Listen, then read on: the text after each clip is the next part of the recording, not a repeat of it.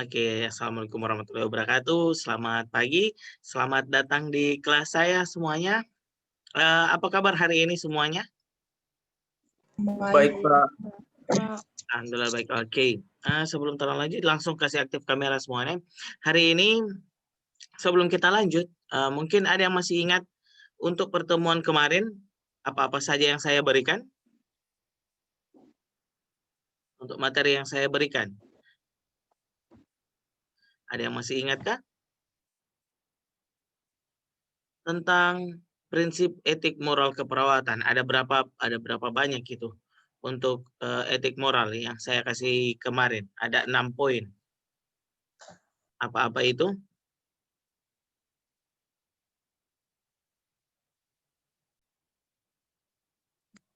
Ada prinsip-prinsip apa? Prinsip autonomi, yang kedua non-maleficence, yang ketiga beneficence, yang keempat justice, yang kelima fidelity, yang keenam veracity. Oke, good. Thank you siapa Ramona Adi. Nah, ini yang saya sebutkan selalu itu 6 poin itu, kenapa saya harus ulang-ulangi, karena nantinya itu yang akan muncul di ujian kompetensi nantinya teman-teman. Jadi soal-soal paling banyak yang akan muncul di ujian kompetensi. Apa itu ujian kompetensi? Itu adalah ujian untuk exit exam keperawatan sekarang. Jadi kalau tidak lulus uji kompetensi, walaupun sudah lulus S1 sama nurse, tapi tidak lulus uji kompetensi, otomatis tidak akan mendapatkan ijazah nurse dan tidak bisa kerja di rumah sakit. Oke? Nah, hari ini kita akan masuk di tatap muka yang keempat. Jadi tatap muka keempat untuk mata kuliah hari ini adalah tentang tugas dan wewenang serta pengelolaan pelayanan keperawatan, penelitian dan pelimpahan wewenang. Jadi ada beberapa tugas dan wewenang keperawatan yang akan kita pelajari hari ini. Jadi kenapa kita masuk perawat dan apa saja sih tugas dan wewenang kita sebagai perawat tentunya. Nah, untuk materi hari ini adalah kita mampu mengidentifikasi standar praktik profesi keperawatan. Apa-apa saja itu, bahan kajiannya adalah tugas dan wewenang perawat. Yang pertama ini, jadi pelayanan keperawatan. Jadi kita sebagai perawat pasti tugasnya adalah melayani. Jadi apa-apa saja yang kita layani sih sebenarnya adalah pelayanan keperawatan, suatu bentuk pelayanan yang profesional. Kenapa disebut profesional? Karena kita disebut sebagai profesi kesehatan yang merupakan bagian integral dari pelayanan kesehatan yang didasarkan pada ilmu. Jadi seperti minggu lalu yang saya jelaskan, salah satu profesional dari keperawatan adalah mempunyai ilmu. Jadi mempunyai body of knowledge, jadi mempunyai badan atau body of pengetahuannya sendiri seperti keperawatan medikal bedah, keperawatan maternitas dan sebagainya.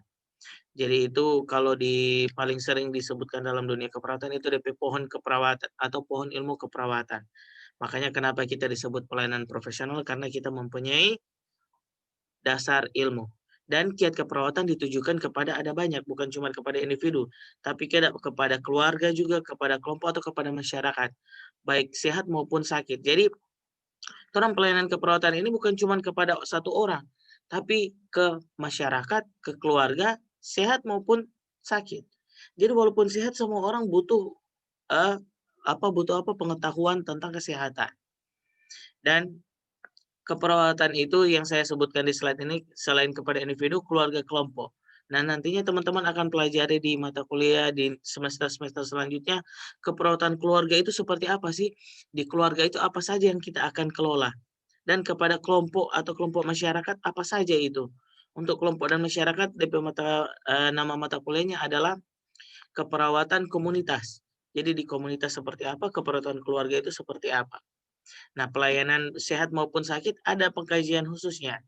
Makanya pelayanan keperawatan ini dalam peraturan mindset kan waktu sebelum masuk keperawatan pasti cuma merawat orang sakit di rumah sakit atau rawat orang sakit di puskesmas, di klinik. Tidak seperti itu. Ada banyak sekali orang pencakupan ilmu pengetahuan.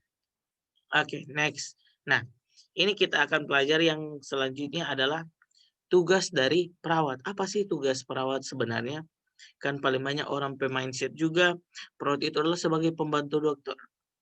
sebagai pembantu dokter. Padahal perawat itu adalah sebuah profesi dan kita adalah sama. Tingkat pendidikan kita adalah sama. S1 profesi sama juga. Yang pertama, tugas perawat adalah pemberi asuhan keperawatan. Jadi tugas perawat yang pertama adalah pemberi asuhan keperawatan. Asuhan keperawatan apa-apa saja meliputi ada banyak sekali asuhan keperawatan. Dari mulai pengkajian, terus penentuan diagnosa, setelah itu habis penentuan diagnosa, penentuan tindakan, tujuan dan kriteria hasil, tindakan, evaluasi. Jadi ada banyak sekali. Asuhan keperawatan itu sangat luas.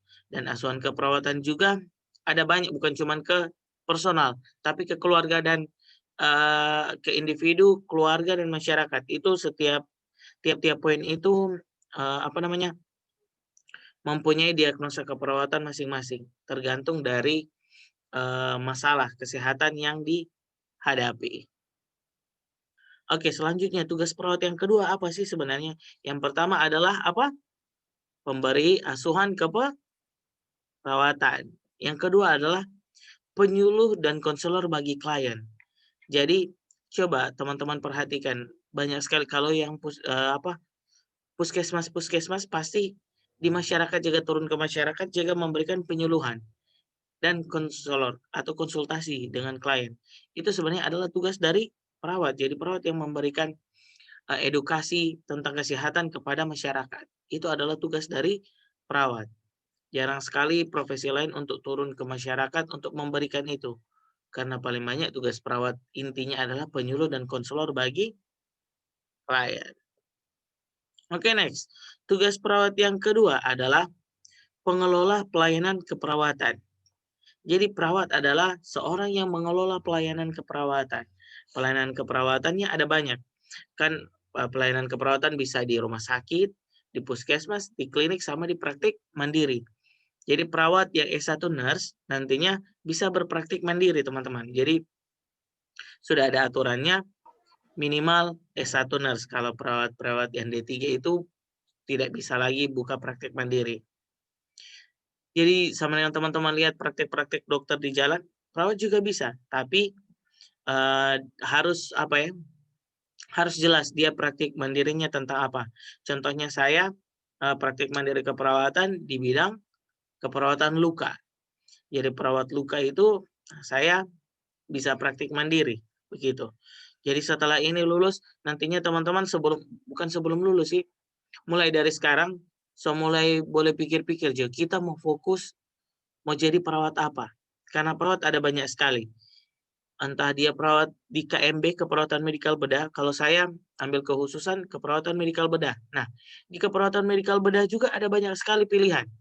Ada dia mau di sistem saraf, di sistem endokrin, di sistem apa? Sistem muskuloskeletal tentang tulang dan otot, dan banyak sekali. Itu di keperawatan medikal bedah.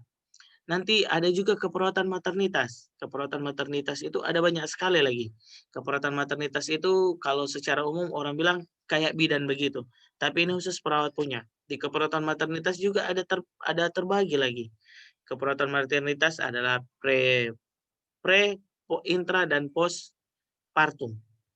Jadi nanti teman-teman pelajari dulu apa itu dia. Nah, itu di keperawatan maternitas. Keperawatan anak juga ada. Keperawatan anak mau fokus teman-teman mau kemana? Ke infeksius atau non-infeksius? Ke manajemen dan kepemimpinan keperawatan juga ada. Mau ke keperawatan komunitas, keperawatan keluarga, keperawatan gerontik juga ada. Dan banyak lagi, ada keperawatan kekritisan, keperawatan dewasa, keperawatan gawat darurat, keperawatan jiwa juga ada. Jadi ada banyak sekali. Kita sebagai perawat mau fokus kemana? Untuk pengelola pelayanan keperawatan. Selanjutnya, ini adalah tugas perawat selanjutnya adalah peneliti keperawatan. Peneliti keperawatan ini teman-teman wajib kalau ini, karena untuk lulus S1 kan harus menjadi peneliti. Mau bikin skripsi dorang bilang. Jadi kita tugas perawat adalah sebagai peneliti di bidang keperawatan. Kalau mungkin seperti saya tetap berlanjut untuk penelitian keperawatannya karena salah satu tugas dosen adalah pengabdian Tridharma Perguruan Tinggi. Jadi pengabdian penelitian kepada masyarakat itu ada semua. Jadi tugas perawat tidak berhenti setelah orang kuliah kamu berhenti untuk meneliti keperawatan. Setelah lulus kuliah pun teman-teman kalau di rumah sakit, di klinik itu tetap harus meneliti.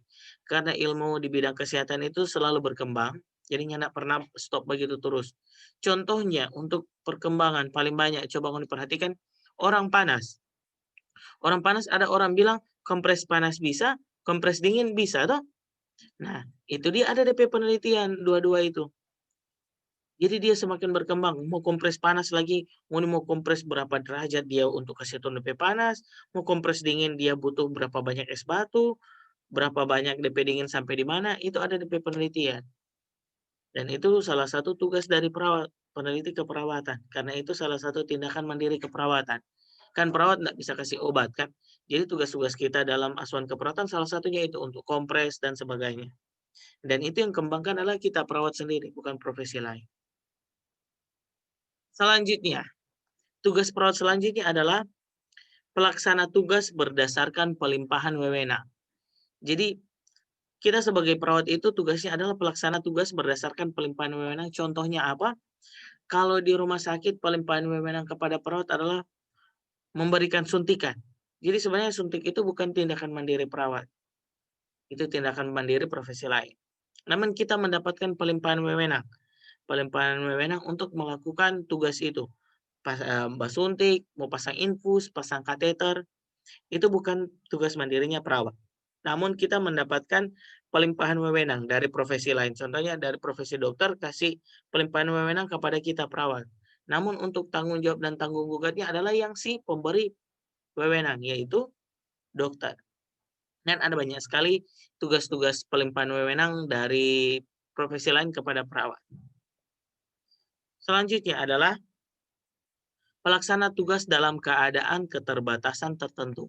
Jadi tugas perawat dalam pelaksanaan tugas dalam keadaan keterbatasan tertentu adalah contohnya orang kerja di pedalaman.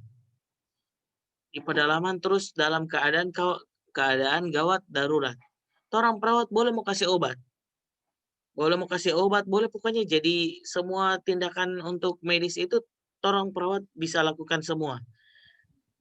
Kecuali dalam keadaan keterbatasan tertentu tadi, contohnya di pedalaman atau tidak ada profesi lain yang di situ, orang perawat bisa. Makanya perawat itu dituntut untuk bisa belajar semua. Karena dalam keadaan keterbatasan tertentu, kita sebagai perawat yang jadi DP petugas kesehatan pertama. Contohnya orang semua melahirkan, kalau di kampung tidak ada dokter, tidak ada bidan, otomatis perawat yang bertugas untuk melakukan itu.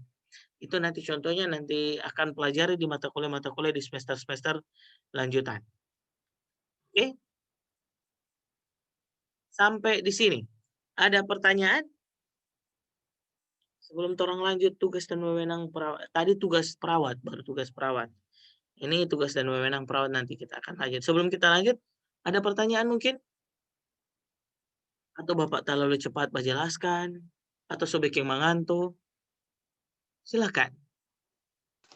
Pak, ada pertanyaan. Silakan Sri. Pemberian asuhan keperawatan itu yang bagaimana, Pak?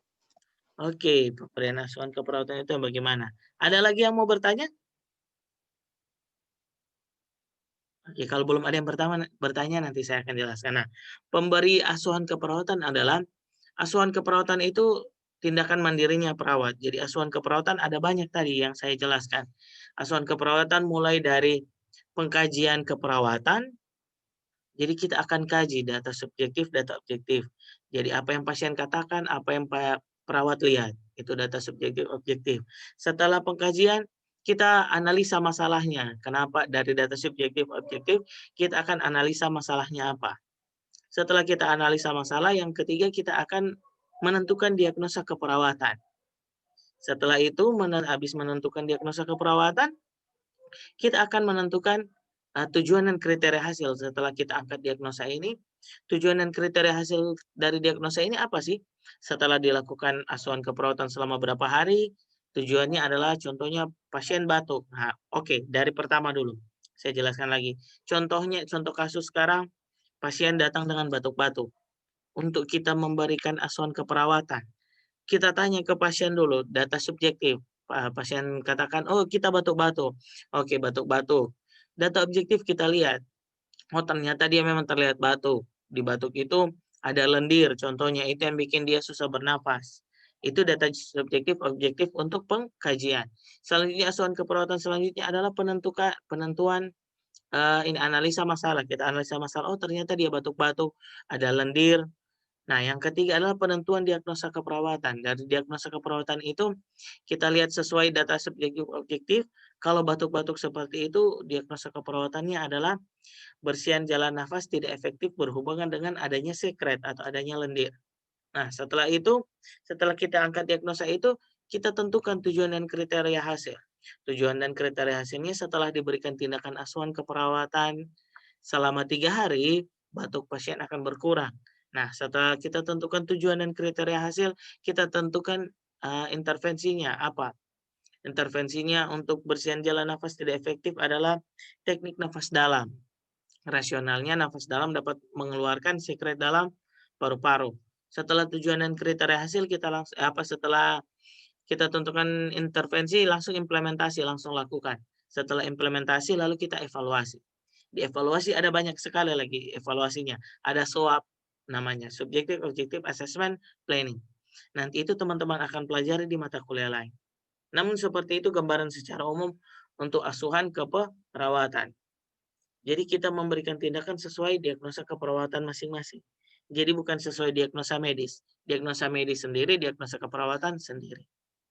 Oke? Jelas, Sri? Jelas, Pak. Oke, jelas atau nyenak mengerti ini karena masih baru itu jadi masih belum mengerti. Tak cakup apa tuh Bapak dijelaskan. Namun lama kelamaan sering teman-teman dengar bahasa-bahasa seperti ini, nanti akan lebih paham lagi nantinya. Oke? Iya, Pak. Ada lagi yang mau bertanya? Kalau tidak ada yang mau bertanya, terang lanjut dulu. Yang selanjutnya tugas dan wewenang. Kalau tadi tugas dari perawat, sekarang tugas dan wewenang. Hampir sama sih sebenarnya pemberi asuhan keperawatan, penyuluh dan konselor klien, pengelola pelayanan keperawatan, peneliti keperawatan, pelaksana tugas berdasarkan pelimpahan wewenang, pelaksana tugas dalam keterbatasan tertentu, tugas secara bersama atau sendiri, dan pelaksanaan tugas harus bertanggung jawab dan akuntabel. Jadi yang bedanya wewenang perawat adalah selanjutnya tugas secara bersama atau sendiri. Jadi tugas keperawatan ada tugas bersama dan tugas sendiri. Contohnya dalam praktik keperawatan ada tugas bersama, ada praktik keperawatan berkelompok. Jadi ada bagaimana ya? Contohnya di masyarakat. Jadi untuk penyuluhan di satu kampung. Kan yang enggak mampu tuh kalau satu perawat sendiri. Jadi tugas secara bersama untuk sebagai penyelor atau pemberi pemberi informasi kesehatan kepada masyarakat. Tugasnya bersama-sama. Jadi perawat membuat kelompok lalu memberikan penyuluhan. Itu salah satu tugas secara bersama. Kalau tugas sendiri ya pemberi asuhan keperawatan secara mandiri. Dan pelaksanaan tugasnya harus bertanggung jawab sendiri. Jadi ada perawat juga harus berani untuk bertanggung jawab dan bertanggung gugat. Apa-apa saja nanti kita pelajari di next slide. Dan akuntabel. Oke? Selanjutnya, ini wewenang untuk upaya kesehatan secara perorangan, secara sendiri. Jadi wewenang kita sebagai perawat secara mandiri, apa sih wewenang kita untuk upaya kesehatan? Yang pertama adalah melakukan pengkajian keperawatan secara holistik. Jadi melakukan pengkajian keperawatan yang seperti tadi saya jelaskan. Untuk pengkajian keperawatan ada pengkajian head to toe, dari ujung rambut sampai ujung kuku. Itu semua ada pengkajiannya, entah dari kepala, mata, hidung, mulut, telinga, dada, perut, belakang, tangan, kaki. Ada banyak sekali untuk pengkajian keperawatan itu secara pemeriksaan fisik. Belum secara pengkajian psikisnya seperti apa. Nanti sembari kuliah teman-teman akan pelajari satu persatu itu. Untuk pengkajian keperawatan secara holistik. Pengkajian keperawatan secara holistik itu ada bio, psiko, sosio, kultural. Jadi biologisnya, fisiologisnya, sosialnya seperti apa, kulturnya seperti apa. Itu teman-teman akan pelajari untuk untuk pengkajian keperawatan secara holistik. Selanjutnya, wewenang dari perawat apa sih? Menetapkan diagnosa keperawatan. Diagnosa keperawatan ada banyak sekali. ada bersihan jalan nafas tidak efektif, terputusnya kontinuitas jaringan, kurangnya oksigen, hipotermia, gangguan kejiwaan, ada banyak sekali. Pokoknya setiap penyakit itu pasti ada DP diagnosa keperawatannya sendiri. Jadi tugas wewenangnya perawat adalah menetapkan diagnosis keperawatan. Yang pertama, wewenang perawat adalah melakukan pengkajian keperawatan. Yang kedua adalah menetapkan diagnosis keperawatan seperti apa.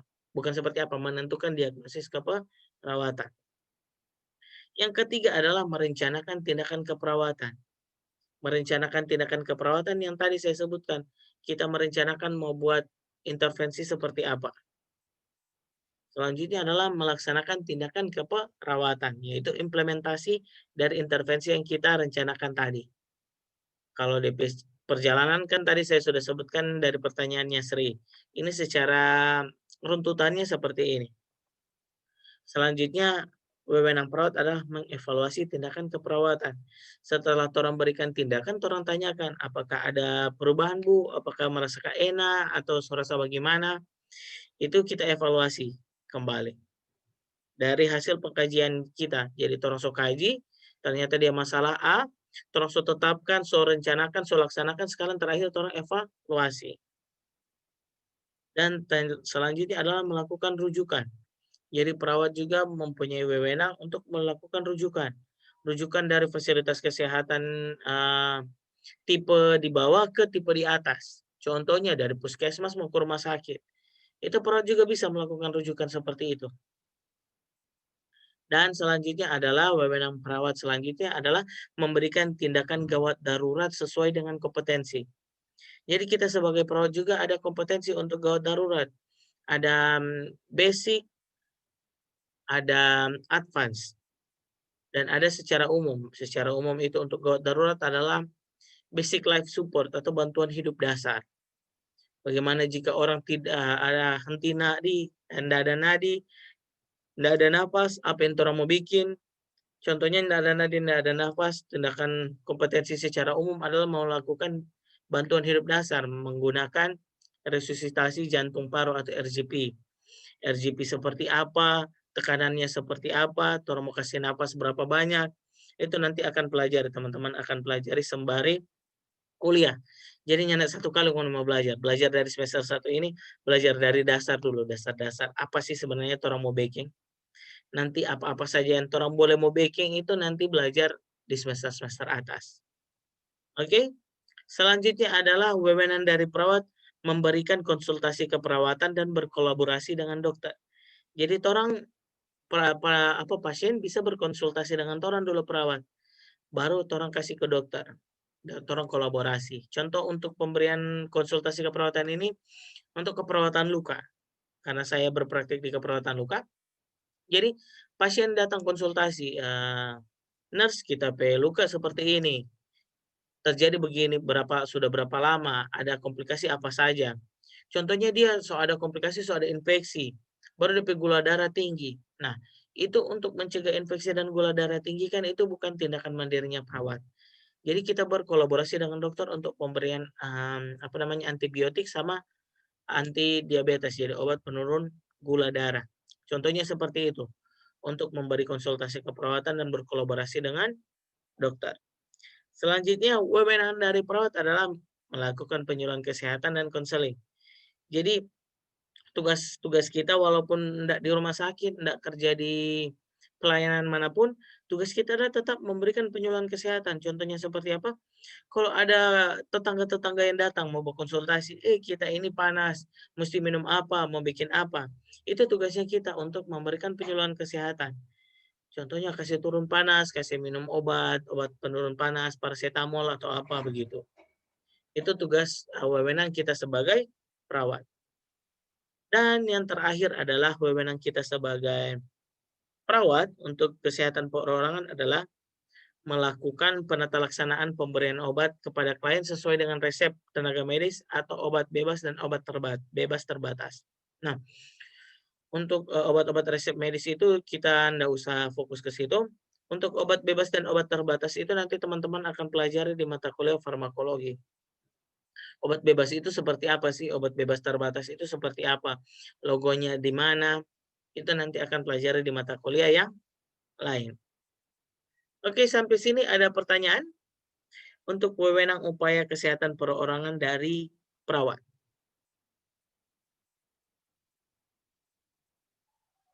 Ada pertanyaan kah? Oke, kalau tidak ada pertanyaan, saya lanjut. Sekarang ini adalah wewenang pengelola pelayanan keperawatan. Kalau tadi adalah wewenang perorangan, jadi secara mandiri, secara sendiri. Sekarang orang wewenang perawat dalam pengelolaan pelayanan keperawatan. Apa-apa saja sih wewenang kita? Yang pertama adalah melakukan pengkajian dan menetapkan permasalahan. Tetap sama wewenang kita kalau di pelayanan keperawatan itu tetap melakukan pengkajian, menetapkan masalah. Hampir-hampir sama karena itu pengkajian dan menetapkan permasalahan ada di asuhan keperawatan. Itu dia satu paket itu. Yang kedua adalah merencanakan, melaksanakan, dan mengevaluasi pelayanan keperawatan. Seperti tadi juga dalam wewenang secara mandiri. Habis mengkaji, orang tentukan DP masalah keperawatan, orang rencanakan, orang laksanakan, orang evaluasi. Namun dalam pelayanan keperawatan, dalam pelayanan, kalau tadi di praktek mandiri. Yang selanjutnya, wewenang perawat dalam pelayanan keperawatan adalah mengelola kasus. Kasus-kasus apa? Yaitu kasus-kasus masalah kesehatan dari perawat itu sendiri. Oke, selanjutnya tugas dari perawat adalah sebagai peneliti keperawatan. Apa saja sih penelitian dalam keperawatan? Yaitu yang pertama, kita melakukan penelitian sesuai dengan standar dan etika. Standar dan etika itu seperti apa? Nanti teman-teman akan pelajari nanti di riset keperawatan. Standar dan etika dalam melakukan penelitian. Jadi ada etika-etikanya. Contohnya anonymity, jadi tidak disebutkan nama respondennya dan sebagainya. Itu salah satu etikanya. Jika orang memberikan penelitian untuk memberikan tindakan untuk membandingkan tindakan A dan tindakan B, etikanya seperti apa? Kalau si pasien A orang kasih lakukan tindakan ini, apakah pasien B juga mendapatkan hal yang sama? Contohnya seperti itu untuk pelayanan, untuk penelitian sesuai standar dan etika dalam keperawatan. Selanjutnya adalah peneliti keperawatan menggunakan sumber daya dan fasilitas pelayanan kesehatan atas izin pimpinan. Jadi kalau orang mau penelitian contohnya di rumah sakit, di puskesmas, di klinik, itu harus ada izin dari pimpinan dari fasilitas kesehatan yang akan orang mau teliti.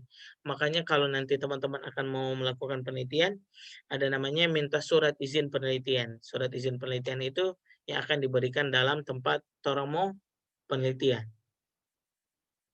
Dan selanjutnya adalah kita sebagai perawat untuk peneliti keperawatan adalah menggunakan pasien sebagai subjek penelitian sesuai dengan etika profesi dan ketentuan peraturan perundang-undangan. Jadi makanya tadi saya jelaskan, jadi sebelum turun penelitian, biasanya untuk keperawatan sendiri ada namanya kaji etik. Jadi harus dikaji dulu penelitian. Kaji etik karena kenapa? Karena subjek penelitian kita adalah kepada manusia secara langsung. Walaupun ada beberapa juga yang bisa nantinya di mencit atau di tikus putih itu, tapi jarang sekali. Biasanya untuk tindakan-tindakan keperawatan langsung ke pasien. Jadi untuk penelitian keperawatan harus sebelum turun penelitian ke tempat penelitiannya harus ada namanya uji etik. Jadi jika belum lulus uji etik, maka akan ditinjau kembali penelitiannya. Seperti itu. Oke, ada pertanyaan untuk peneliti keperawatan? Peneliti keperawatan. Tunggu nih, sudah mau teliti ini. Jadi sudah mau bertanya. Sebelum lanjut, yang tidak aktif kamera silakan keluar dari room ini. Yang tidak aktif kamera silakan Rizka kasih aktif kamera, siapa lagi ini? Ada banyak yang belum kasih aktif kamera. Jadi silakan aktifkan kamera. Oke, terang lanjut. Ini untuk materi ini akan semua selesai. tinggal 2 slide lagi, lalu kita akan lanjut lagi. Oke, selanjutnya adalah pelimpahan wewenang. Jadi yang tadi saya sebutkan, perawat kan salah satu wewenangnya adalah melakukan tindakan sesuai dengan pelimpahan wewenang dari profesi lainnya. Contohnya dari profesi dokter. Untuk pelimpahan wewenang apa sih yang orang mau diberikan wewenang untuk melakukan tindakan? Yang pertama bukan yang pertama. Tindakan pelimpahan wewenang adalah yang bisa orang lakukan adalah secara delegatif. Yaitu delegatif adalah tanggung jawab berpindah hanya dapat diberikan kepada perawat profesi atau perawat vokasi terlatih sesuai kompetensi yang dibutuhkan.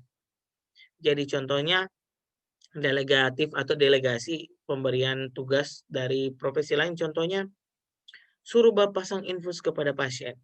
Jadi dokter kasih suruh pasang infus kepada pasien, dia suruh ke perawat kan, dia boleh mau kasih delegasi tugas itu kepada perawat yang profesi. Jadi contohnya perawat yang nurse atau perawat vokasi, perawat D3 yang terlatih dan sesuai kompetensi yang dibutuhkan. Kan salah satu capaian kelulusan teman-teman kan untuk perawat profesi adalah tahu memberikan KDP, keperawatan dasar. Keperawatan dasar contohnya memberikan pasang infus. Jadi jika perawat yang sudah profesi, otomatis kompetensi untuk pemasangan infusnya sudah aman. Makanya bisa didelegasi kepada kita. Namun jika dia dokter delegasi ke profesi lain yang tidak sesuai kompetensi, otomatis tidak bisa. Dan pelimpahan wewenang untuk secara delegasi kepada kita, karena kita yang sudah sesuai dengan kompetensinya. Itu delegasi. Ada juga mandat. Fazlun silakan kasih aktif kamera. Teguran terakhir ya buat teman-teman, silahkan kasih aktif kamera. Kalau tidak aktif kamera, saya akan kick dari Zoom ini. Oke, selanjutnya untuk pelimpahan wewenang adalah secara mandat. Kalau tadi secara delegatif atau secara delegasi, selanjutnya adalah secara mandat, yaitu dokter atau boleh medis kepada perawat berupa tindakan medis di bawah pengawasan. Contohnya seperti apa?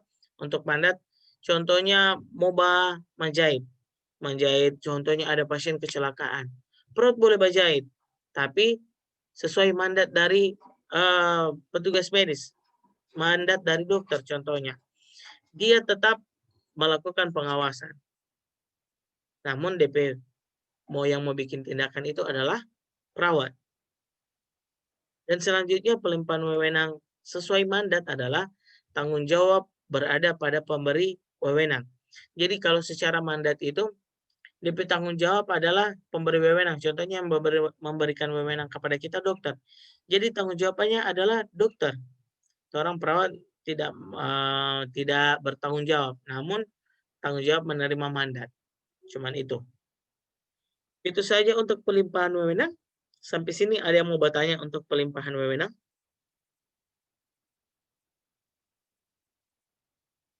Oke, kalau tidak ada yang mau bertanya untuk pelimpahan wewenang, kita lanjut ke wewenang dalam tugas limpah.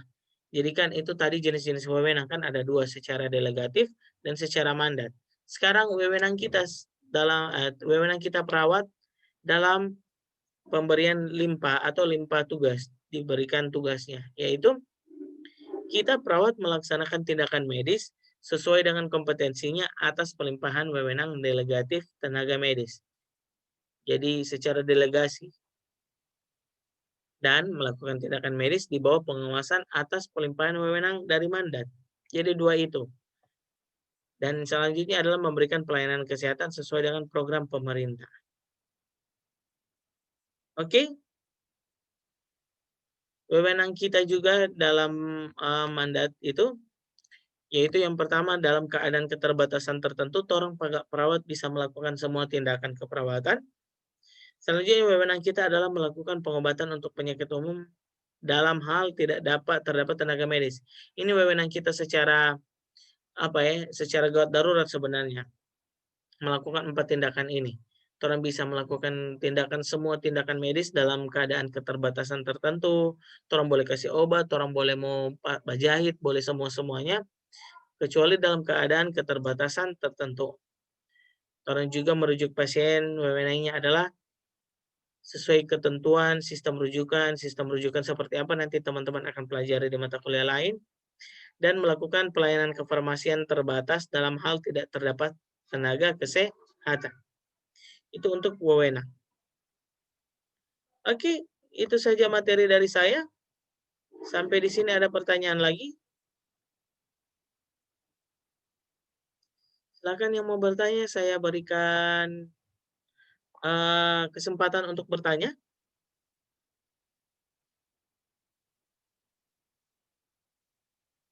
Ada yang mau bertanya? Kalau tidak ada yang mau bertanya, saya akan balik bertanya kepada Indriani Marley. Oke, silakan Indriani. Coba sebutkan salah satu tugas dari perawat secara mandiri.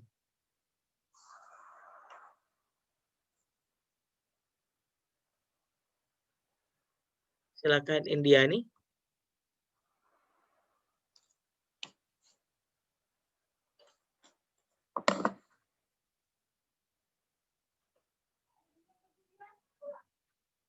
Ayo Indiani. Hanya salah satu.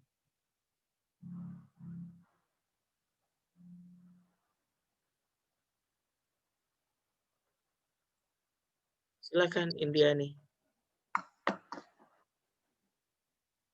Jangan ada alasan cuma mau ketik-ketik handphone.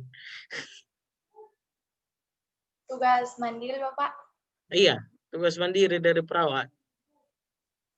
Misalnya mengkaji apa, misalnya ada pasien datang dengan keluhan batuk. Orang perawat harus mengkaji. Dengan menggunakan apa kata? Menggunakan apa kata dia nama? Intinya pengkajian. Ya. Itu menggunakan metodenya seperti apa nanti di mata kuliah lain. Oke. Melihat DP data objektif, misalnya DP keluhan, dia datang dengan keluhan batuk. Baru orang mau lihat yang perawat lihat, oh iya dia batuk-batuk dengan keluar lendir. Baru orang mau analisa masalah. Oke, sudah cukup sampai situ, Jo. Sekarang selanjutnya saya mau bertanya pada Intan Safina.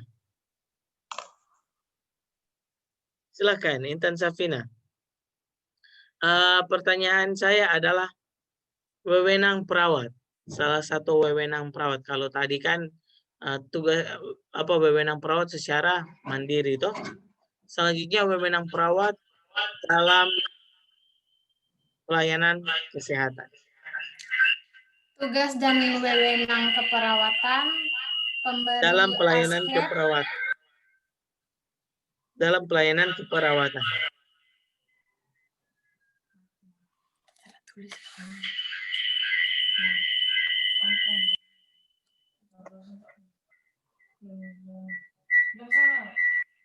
Oke, silakan. Tugas dan wewenang keperawatan. Wewenang perawat atau tugas perawat dalam pelayanan keperawatan. Pemberi askep, penyeluruh dan konselor klien, pengelola pelayanan, peneliti keperawatan. Oke. Thank you, Intan. Silakan di-mute lagi. Nah, silakan teman-teman ubah posisi dulu, karena dalam 15 menit kalau orangnya ada ubah posisi pasti akan terjadi hipoksia atau kekurangan oksigen. Kalau orang pantat contohnya, kalau orang duduk terus 15 menit usahakan orang ubah posisi. Jadi saya berikan kesempatan teman-teman mau ubah posisi dulu. Bagara ke kiri kanan, kasih lentur dulu dari orang mau bawa ke depan lama ini. Oke? Silahkan. Ubah posisi semua. Oke. Kalau begitu, untuk materi yang pertama hari ini, saya tutup untuk materi yang pertama hari ini. Setelah ini kita istirahat dulu sekitar 5 menit. Saya tutup kelas. dan istirahat hari ini. Assalamualaikum warahmatullahi wabarakatuh.